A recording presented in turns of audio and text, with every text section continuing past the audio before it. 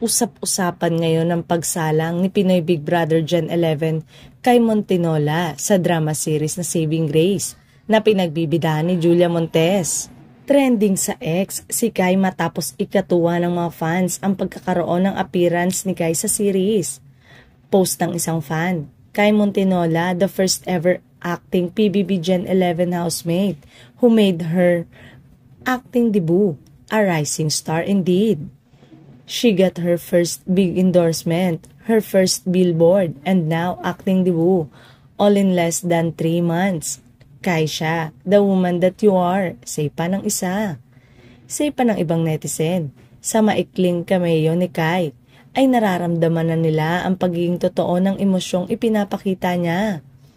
Inaabangan din umano nila ang mas marami pang aktingan na ipapakita niya. Inaasahan na umpisa pa lamang ito ng showbiz career ng dalaga. Bagay na bagay maging new leading lady on her new generation. Maaalalang kabilang si Kai sa pumirma kamakailan sa Star Magic Artist.